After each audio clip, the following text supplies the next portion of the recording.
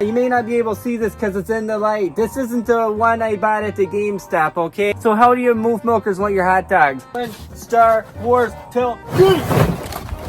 Thanks, son, for bringing the blue milk. Well, since we did this, we'll have a little bit of blue milk out here. The force be... Hey, may the force be with us all tonight, right? Yeah. Oh! Fine, I'm not having a heart attack or anything. The blue milk is just a little... hun, it says this thing went out on me. Pull out my lightsaber. Ooh. Boy, if this baby could talk, I tell ya. Hey, you coming over tonight or what? We're gonna watch Star Wars, The Acolyte. Bring the tablet over. While I'm cooking, better yet, we'll have some actually, I don't have the Star Wars Oreos because I couldn't find them in the store. So, but I got regular double stuffed right here we can have with the, regular milk because this has gone bad. Star Wars Acolyte, guys. Come on, Star Wars Acolyte. Celebrate Acolyte tonight. Celebrate Acolyte tonight. Oh, yeah. Oh, we don't have to have the tailgate. It looks like it's going to start raining anyway. Ugh. Bring the blue milk. It gets better as it goes. Hope this shirt's okay for me to borrow. But blue milk got it outside. But I finally got to watch Star Wars The Acolyte. Oh boy, let's talk about it on today's episode, guys. Welcome back. I'm Brandon Pacheco, and we're on another episode of Greenlight Cinema these years later. And look what I found. A good show to watch. Alright, let's talk about it, guys. Thank you for clicking on this video and watching my content. I'm possibly the biggest Star Wars fan of all time. I've been waiting on this for a long time. Yeah, and, so you betcha I was gonna jump at the chance to talk about a new Star Wars something on here. Hey guys, this is the other part of the video, because my mic stopped working. So when I tried to edit it, I was like, cringe. So I had to go back and restart over a little bit, so back where we were. I just finished watching Star Wars The Acolyte. Thought right now would be the perfect time to talk about it, since it's all fresh up there, up in the noggin, you know. I want to say I walked into this with almost no expectations, and maybe that was the best way to approach this. You guys are probably gonna hate me for this, but I like this. It was actually pretty good. It was entertaining. You know, it's not our classic original Star Wars, but it's like they did the prequels and were paying a little homage to it. And I gotta say, I mean, those prequels came out when I was, you know, a kid, so it was like, it's kind of neat. I'm like, I can get into this as long as they don't, you know, go back and do some, I don't know, maybe if you did something new on Luke and Leia, it'd be kind of neat. But I kind of felt like the modern themes that they're trying to put out for this kind of fits better with the prequel times, you know? And, you know, like a good little sheep, I even watched Star Wars The Phantom Menace. Yeah, in preparations for this, I got way into this. So it opens up kind of different. It gives us a brief description. It's like this is 100 years before the Empire, before the Sith. So everybody's living in harmony. That is until somebody learned the Jedi arts and wanted to use it for revenge. And this show opens up, I gotta say, excitingly, very open, and we see this dusty looking planet and a dusty looking seedy bar, and we have this character, her name is May, M-A-E. Maze finds this Jedi. I don't know her name though, or who she's played by. There's a fight that breaks. She confronts her, and it's like, whoa! I'm like so blown away, because I'm like, you know, this is like what the first 2 minutes of the show, and so the most exciting thing happens in the first 2 minutes: a confrontation and a fight between two characters I don't care or know anything about yet. Dollar to donuts. I did not think I would go ape over bananas over the Star Wars Acolyte in the first 3 minutes of the show, you know? This fight. The May, he's our dark side character for now. It feels like as this show goes along, it feels like the narrative kind of changes for some of these characters. So this character, May, she's throwing the knives around. She's got like sets of knives all over her, and she's kicking ass all over the place. Like the bar's clearing out. Yeah, these people are like, I'm getting out of here. They said, crap's going down. We gotta go. And the Jedi, she don't want to really bust out her lightsaber. Like she really, pull out or wield our lightsabers until we have to die. Or I think actually she pulled out her lightsaber prematurely and May called her out on it. She finally draws her lightsaber out, but May calls her out on it. She's like, Jedis only pull out their lightsabers if they're gonna kill somebody. And, she's like, you're throwing knives at me. She didn't say that, but the gal throwing the knives around, she actually kills the Jedi. And I was like, whoa, my gosh. I was like, we have a Jedi that's been murdered now. And so it's like fades to black, and then we see a gal that almost looks identical to our character May that was throwing the knives around, but she's working on a ship in space. She's working for the Trade Federation as a mecha or a mech. Kind of like, I think it's short for the astromech droids, because that's what they call R2-D2. And so she's got special abilities because she was once on the Jedi Council. This character, we don't know her name right away. She looks identical to the person, which is kind of a big clue. So she's working for the Trade Federation. And I mean, I'm not trying to goof on the effects, but I understand what they're doing. They're putting us in the mindset of the prequels and seeing these Neimoidians. I think that's what they're called. On this Trade Federation ship was just kind of good. Look embarrassing, but they made me crack up and smile. I appreciate that. This character, she's doing her work on the ship. As soon as these Jedi have been murdered, we have 2 Jedi that show up on this Trade Federation ship, and they don't waste any time. They're like, okay, Neimoidians, tell us where this character is that we're looking for on your ship. And they're like, oh, here you go, right here she is. It's like that easy. So my question is, if it was so easy for them to do that, why didn't they do that in the Phantom Menace? We're like, the script on that movie, some people probably watching this like this show's any better. So the Jedis, they don't waste any time. One of the characters, he has a Padawan, and he recognizes the girl they're interviewing, the identical character I'm talking about. Her name's Osha. And so I'll go ahead and spoilers. Let's just go ahead and get on into it. This character has a twin, which feels kind of stupid and wonky. But after a while, you let this, you just watch it. Like, okay, they're doing the twin thing. Oh, through it, I kind of, I don't know, maybe this will get better as it goes. Right away, we don't know it's a twin. So they ask Osha, they're like, do you know anything about this? And she's like, no, I don't. But the Padawan girl overhears Osha speaking to the Jedi, and he's like, oh yeah, we joined. I joined 2 years ago, and now I'm a headmaster Jedi. And she's like, oh, so it's almost kind of a glimpse into maybe like what she would have been able to be if she got to stick with it, But the Padawan's like on the fence. She's like, whoa, that's kind of weird. They start interrogating her, like it's a Law and Order SVU episode, which I'm fine with it. I have felt like we kind of got to miss out on their investigative tactics. So I kind of got into it, They're like, we're not really inclined to believe you. And here's the bartender from that little seedy bar that we suspect you were at. And he's like, oh yeah, that's her. So Osha's been identified, but she's like real cool about it. And she's like, I understand. But the dumbest thing happens though. The Jedi are like, well, we'll get this suit of armor droid to transport you back to Coruscant. When I was like, whoa, wait a minute.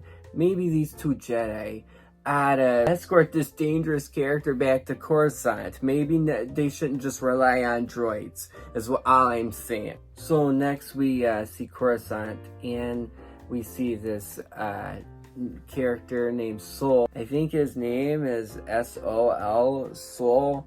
And he gets visited by his master. She's like, look, I think one of your former students may have murdered a Jedi. And he's like, well, that's a serious accusation, you know. And she's like, you know, maybe you can talk to her. Right away, this guy, he's like kind of got like an Obi-Wan or Yoda demeanor. Like, he's so like wise and like, oh yeah, like he's charismatic. Like, he seems like he cares. Like, he don't want like to jump to conclusions. So like, I'm like, I think I'm gonna like this character. So his masters, she's like, we got some people that was on a ship with your former student, your former Padawan. She said, I need you to go downstairs and figure out where your Padawan is. She may have murdered. We don't want to jump to that conclusion, but we want to know for sure. And he's like, yeah. So going back to Osha, they show her hanging out, going to Coruscant. She's locked in a cell, and these other guys that are locked in with her are like, hey, we're thinking about busting out of here. And she's like, I don't know if that's a good idea. So her saying that, and kind of, so her being on the fence of not wanting to break out, and her kind of being like patient about all this you know, that's going on. That also helped me to determine who exactly this character is, or who she's supposed to be. This was another element I felt like they're trying to show us. Like, she's not the bad character here, guys. She's trying to do the right thing. She even tries to, she even saves a guy. These guys are able to, they kill the droid's power.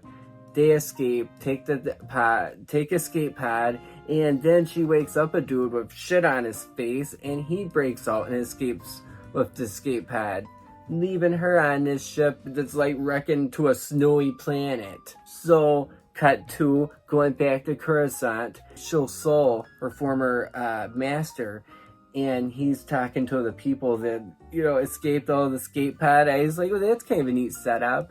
They are locked in a cell that's like kind of reminiscent and it is very reminiscent to the Phantom Menace's little red gate that Qui-Gon had to wait on while it's like he meditated so he could fight Darth Maul, so he could kick his ass. So I thought that's kind of neat. But Sol is able to like interrogate the guy and extract information out of him, like get him to tell the truth.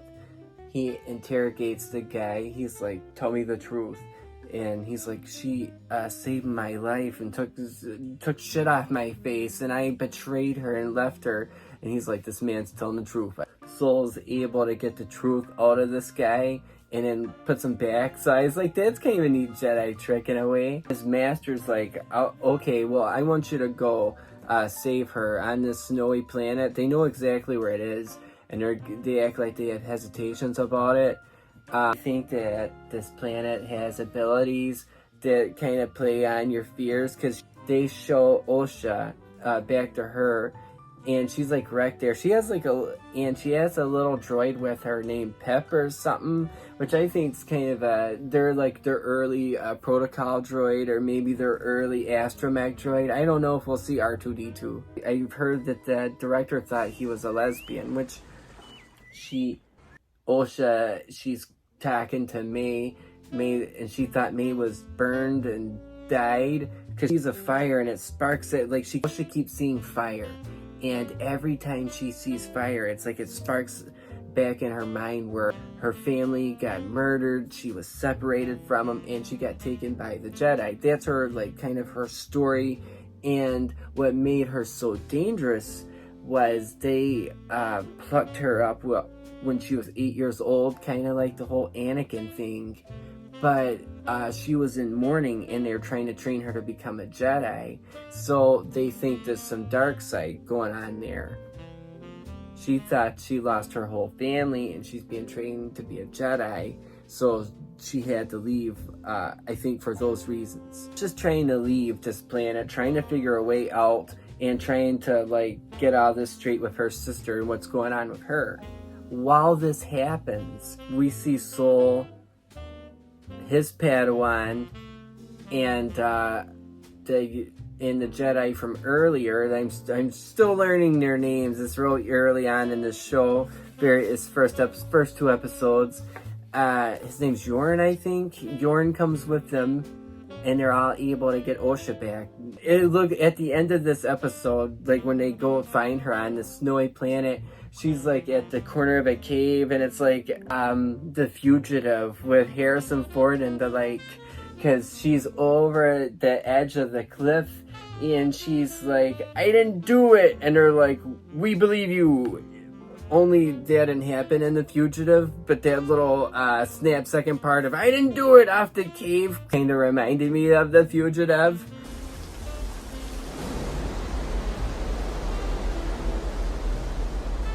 Pay attention!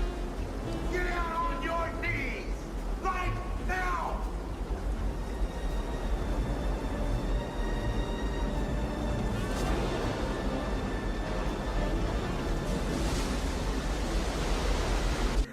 So they bring her back, and they're like, all right, they're like, we believe you. We think you can actually help us. So it ends with those 4 characters. Osha and Soul have a strong bond and a connection. Like a good teacher, like he really admires her and looks out for her. You know, a lot of people in this, like the Jedis that saved their family, were like, look, we thought we were doing our best work, our best job. We're so sorry.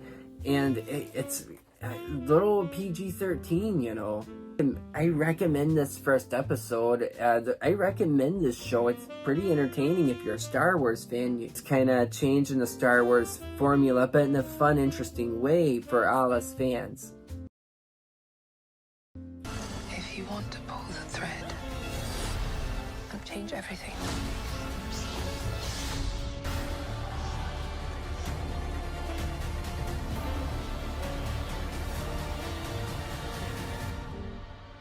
Guys, now we're on episode 2. Yeah, I gotta get back to my Star Wars tailgate here in a little bit. Yeah, back to this. Episode 2 starts out real exciting. Just like the first episode, we see, they call it a local Jedi temple. I thought that's kind of interesting, you know. We have like a little kid there trying to distract the Jedi, and we see May, and she's trying to break in.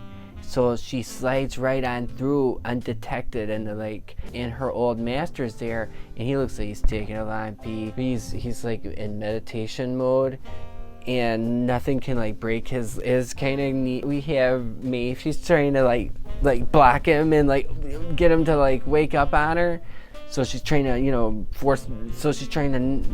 wake up his little force barrier, I guess he has, of meditation. It don't work. So she has to run away. Next we see Soul, and he's on the ship with Yorn, the little young Padawan girl, and Osha. And they've had time to talk, and she's like, look guys, this is going to sound crazy, but I think my sister's still alive.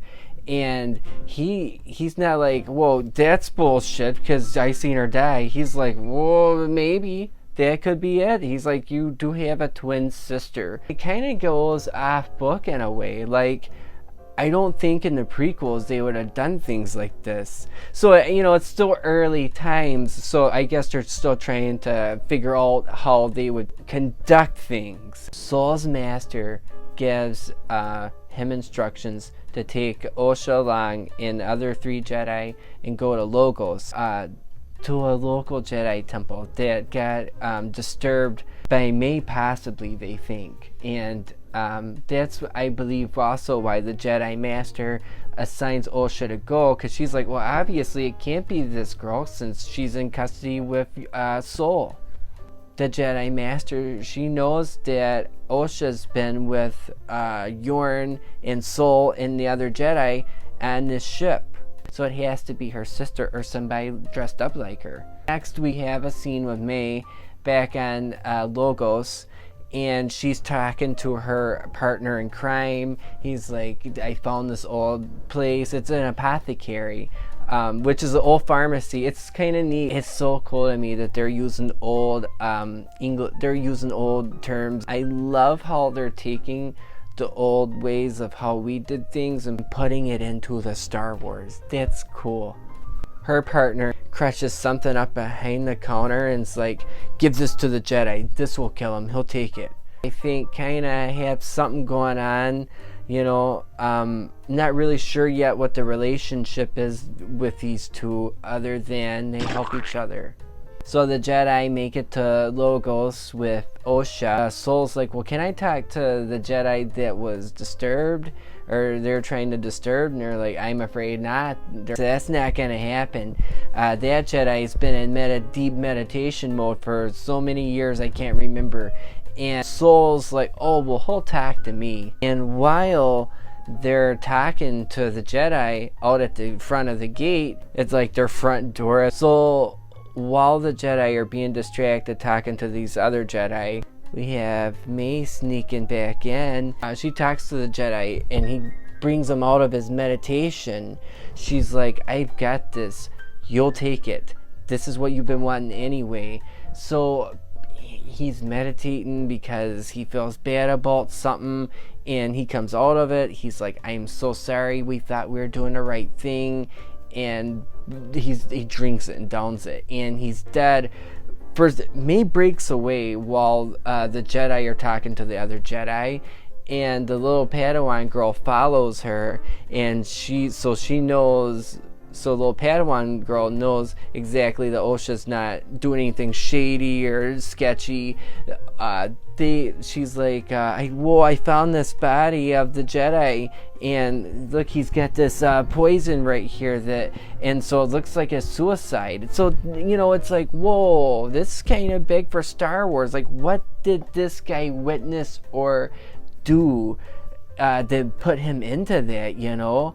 But they all draw swords on her, though. It's really kind of a neat little scene. Well, it's just like, I can't explain. And they're like, yeah, now would probably be a good time. And then the little Padawan girl's like, it's okay.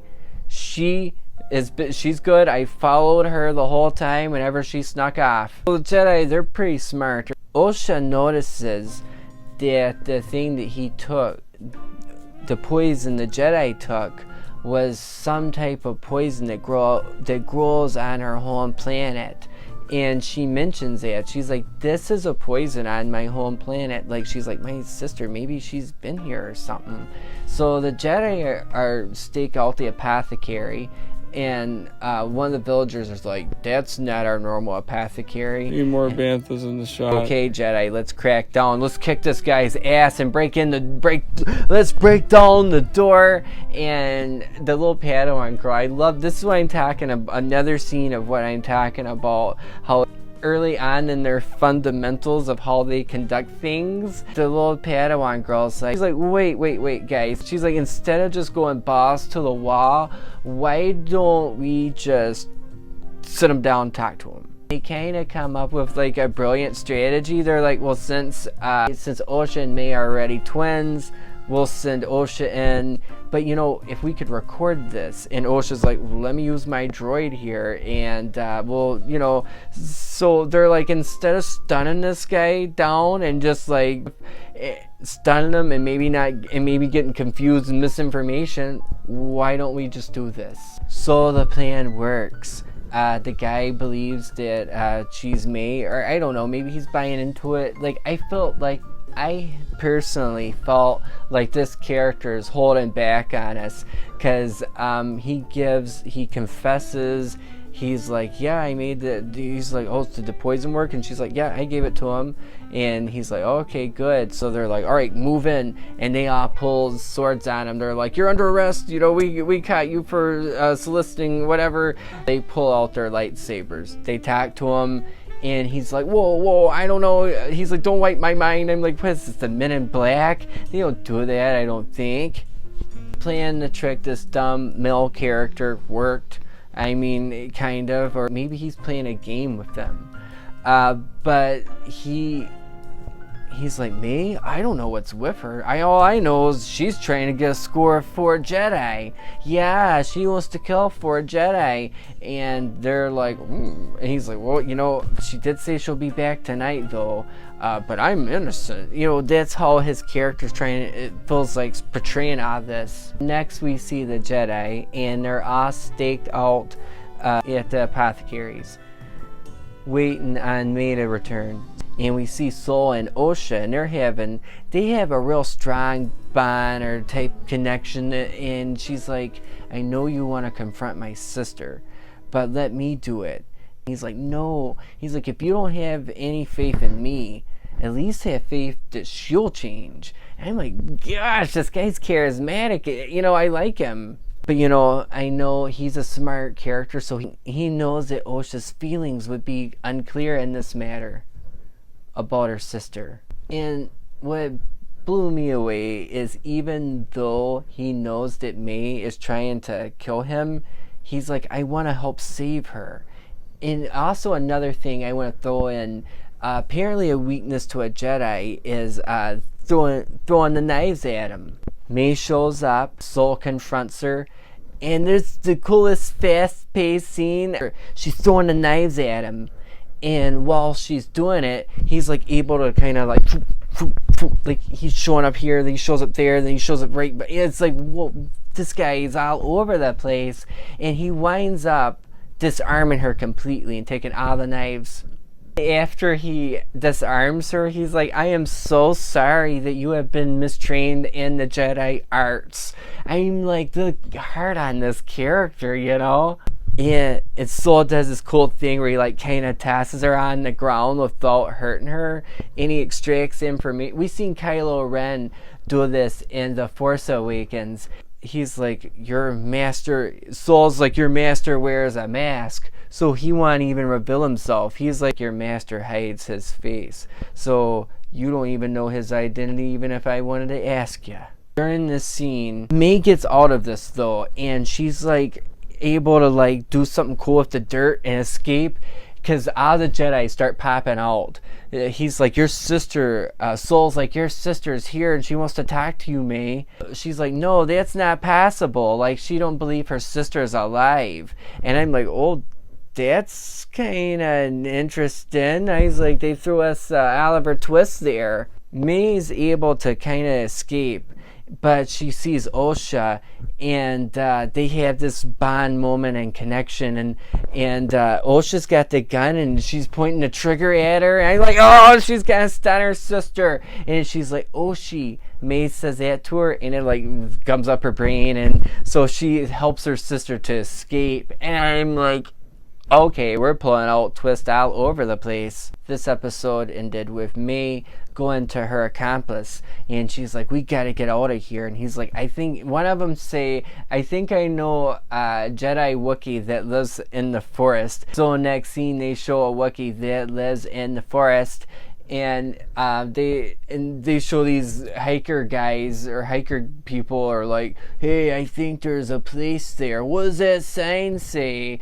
And the Wookiee pops out like, and they're like, ah! And they have a blaster, and the Wookiee grabs the blaster and breaks it in half, and the show ends. I was like, okay, however this is gonna go, I'll follow it, you know.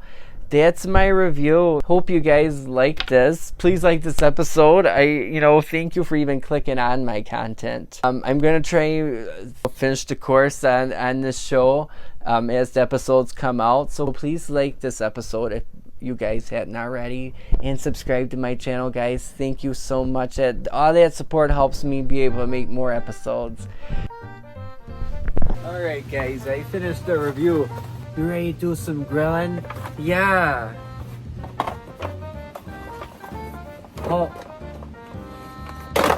How do you bigots like your Star Wars now?